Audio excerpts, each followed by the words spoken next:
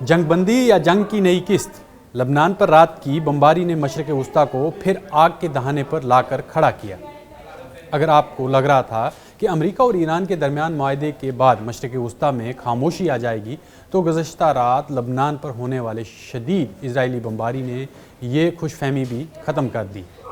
صرف چند روز پہلے دنیا کو بتایا گیا کہ امریکہ اور ایران نے ایک مفاہمی یادداشت پر دستخط کر دیے۔ اب نئے ہرمز کھولنے، جنگ روکنے اور مذاکرات آگے بڑھانے پر اتفاق ہوگا۔ واشنگٹن نے اسے سفارتی کامیابی قرار دیا، تہران نے اسے مزاحمت کی فتح بتایا، لیکن عین اسی وقت اسرائیل لڑاکا طیارے جنوبی لبنان، نباتیہ، بنت جبل اور متعدد دیگر علاقوں پر بم برسا رہے تھے۔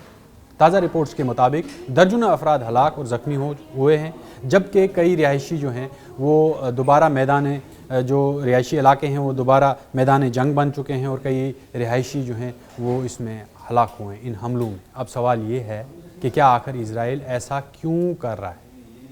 میرا خیال یہ ہے کہ موجودہ صورتحال کو صرف اسرائیل بمقابلہ حزب اللہ کے زاویے سے دیکھنا بھی ظلم ہوگا، کیونکہ اصل مسئلہ اس سے کہیں بڑا ہے، کیونکہ یہ زاویہ جو ہے یہ جس طرح سے ہم اس پوری بیٹل کو دیکھتے ہیں یا اس جنگ کو دیکھتے ہیں، یہ کافی نہیں ہوگا۔ اس طرح سے ہم اگر اسے دیکھیں گے کہ اسرائیل کا بمقابلہ حزب اللہ یہ جنگ ہو رہی ہے، لبنان میں اسرائیل حزب اللہ پر اٹیک کر رہا ہے اور حزب اللہ اسرائیل پر اٹیک کر رہی ہے، اس کے پس پردہ کہانی کچھ اور ہے۔ اصل مسئلہ اس سے کہیں بڑا ہے۔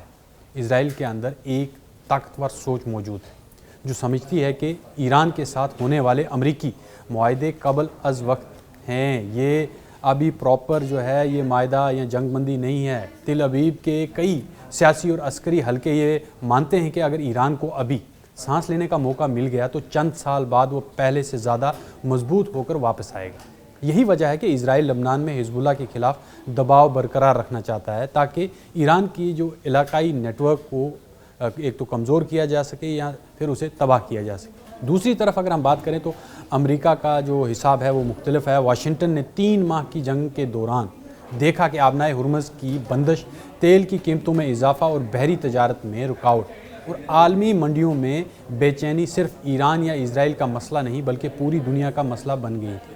اسی لیے ٹرمپ انتظامیہ اب کم از کم عارضی استحکام چاہتی۔ یہاں سے اصل تنازع شروع ہوتا ہے کہ ایک طرف امریکہ جنگ کو منجمد کرنا چاہتا ہے، دوسری طرف اسرائیل جنگ کو مکمل ختم کرنے کے لیے تیار نظر نہیں آتا، اور تیسری طرف حزب اللہ بھی خاموش بیٹھنے کے لیے تیار نہیں۔ گزشتہ 24 گھنٹوں میں حزب اللہ کے ڈرون حملوں میں اسرائیلی فوجیوں کی ہلاکت کے بعد اسرائیل کے اندر غصہ بڑھ گیا ہے، اور اسی کے جواب میں بڑے فضائی حملے کیے گئے۔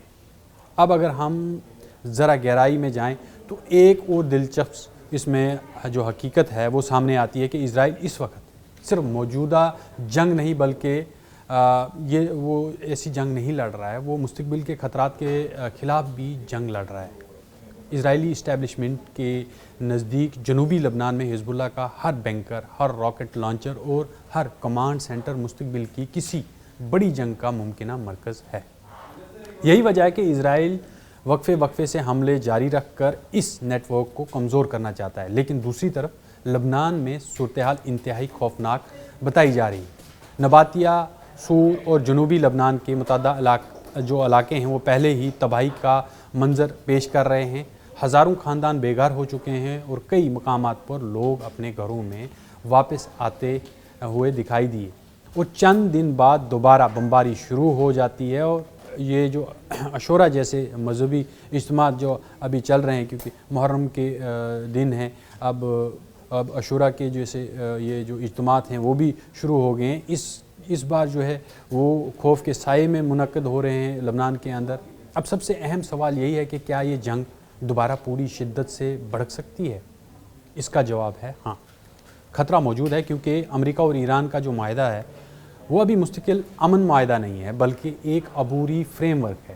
اگر اسرائیل اور حزب اللہ کے درمیان جھڑپیں بڑھتی رہیں، اگر لبنان میں مزید بڑی کارروائیاں ہوتی رہیں، یا اگر ایران یہ سمجھتا ہے کہ معاہدے کی جو روح کی جو ہے وہ اس کی خلاف ورزی ہوئی ہے، تو پورا سفارتی جو عمل ہے وہ دوبارہ خطرے میں پڑ سکتا ہے۔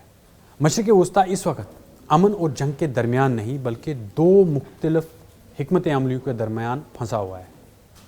امریکہ کنٹرولڈ استحکام چاہتا ہے، اسرائیل مکمل سیکیورٹی چاہتا ہے، اور ایران علاقائی اثر و رسوخ بچانا چاہتا ہے۔ اور رہی بات حزب اللہ کی، تو حزب اللہ مزاحمت جاری رکھنا چاہتی ہے، جبکہ چاروں کے مقصد مختلف ہوں۔